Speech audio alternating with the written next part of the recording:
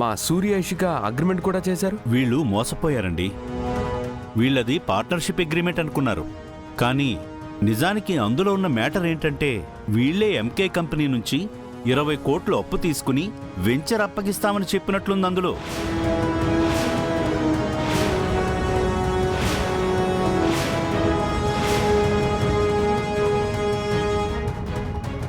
అదీ కాకుండా MK company కొన్ని కొత్త ప్లాట్లు కూడా సేల్ చేసింది.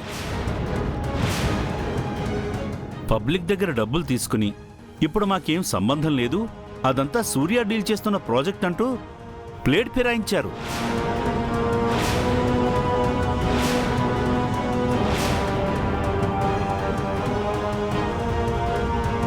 వీళ్ల ద్వారా ఎంకే కంపెనీ లాస్ అయిందని, పబ్లిక్ మీద నమ్మకం పోయిందంటూ కేసు ఫైల్ చేశారు.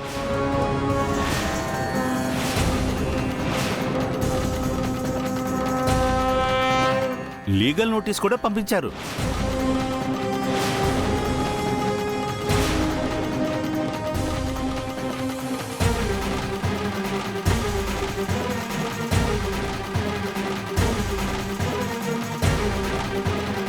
సూర్య, సూర్య, ఇషిక. వస్తున్నాను అత్తయ్య.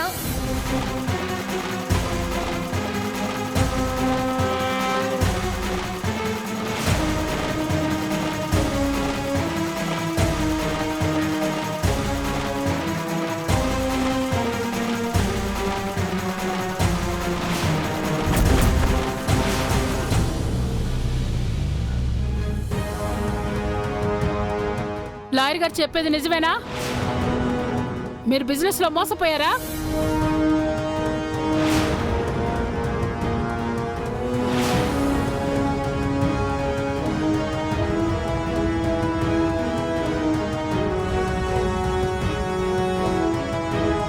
ఇద్దరు అలా తలదించుకుంటే ఏంటి అర్థం? ఈ విషయం మాకు ముందే ఎందుకు చెప్పలేదు?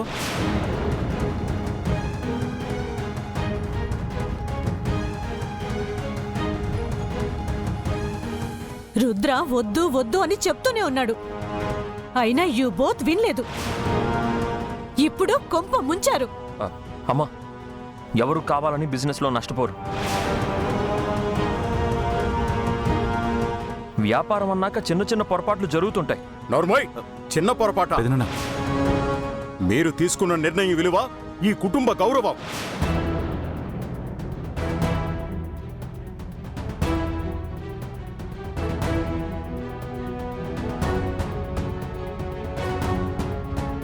మీరు బిజినెస్ స్టార్ట్ చేసినప్పుడే నేను చెప్పాను, మీరు కోట్లు సంపాదించకపోయినా నేను బాధపడను, కానీ నా కుటుంబ గౌరవం తగ్గకుండా వ్యాపారం నడిపించాలని చెప్పాను.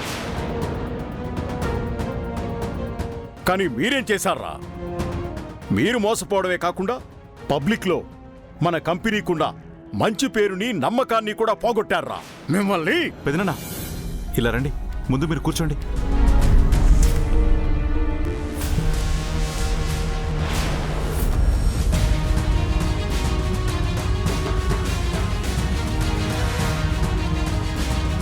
మీరు కోపడ్డంలో తప్పులేదు మావయ్య గారు, కానీ మేము కూడా బిజినెస్లో ఎదగాలని ఆశపడ్డాం.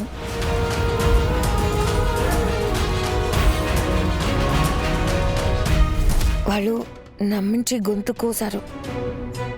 అగ్రిమెంట్స్ అన్నీ పక్కాగా చూసే సంతకాలు చేశాం, కానీ వాళ్ళు వాటిని మార్చేశారు. ఇలా జరుగుతుందని అనుకోలేదు.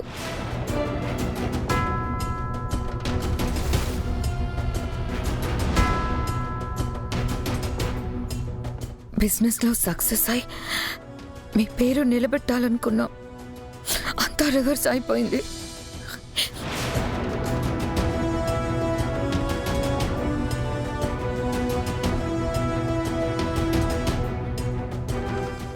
ఏడో కిష్క, మనుషులు అన్నాక పొరపాట్లు చేస్తుంటారు, తప్పు నిర్ణయాలు తీసుకుంటుంటారు.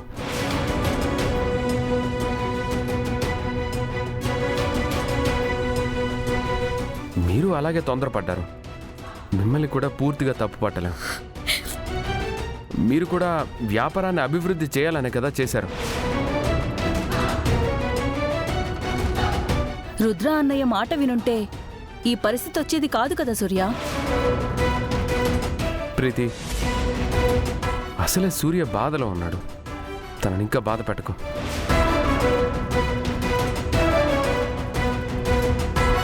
ఏదో సొంతగా తన కాళ్ళ మీద తను నిలబడాలనుకున్నాడు. ఇలా అవుతుందని అనుకోడు కదా.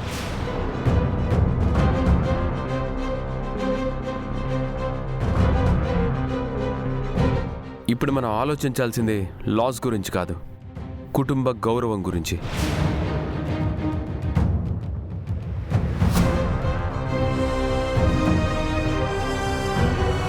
విజయేంద్ర ప్రతాప్ గారంటే సొసైటీలో ఎంత మంచి పేరుంది.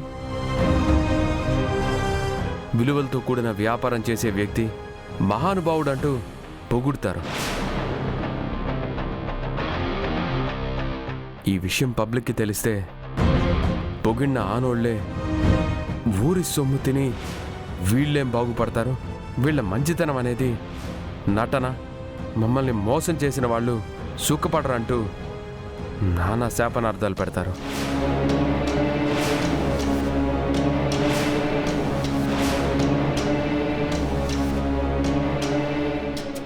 పోలీస్ ఎంక్వైరీలు జరిగి అరెస్ట్ వరకు కూడా వెళ్ళొచ్చు.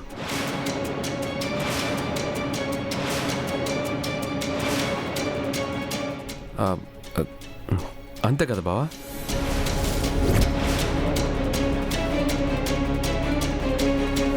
లాయర్ గారు, ఇప్పుడు మనం ఏం చేయగలం? మన చేతుల్లో ఏం లేదు సార్. అలా అంటే ఎలా లాయర్ గారు? రుద్రప్రతాప్ గారి కుటుంబాన్ని రోడ్డును పడమని చెప్తున్నారు.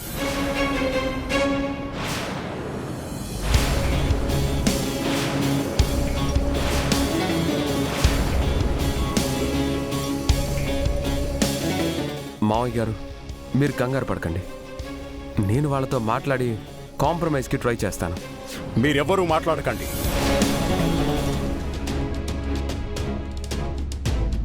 రుద్ర, ఇలా రా. పెదనాన్న, బిజినెస్కి డబ్బులు ఇచ్చేటప్పుడు సూర్యతో నేనొక మాట అన్నాన్రా. వ్యాపారం అంటే వైకుంఠపాళి లాంటిది. నిచ్చెనలనే అవకాశాలే కాదు, అత్యాశ అనే పాములు కూడా ఉంటాయి, జాగ్రత్త అని చెప్పాను. కానీ ఇప్పుడు ఆ చదరంగంలోనే పావులమైపోయావురా. ఈ రాజుకి చెక్ పడింది.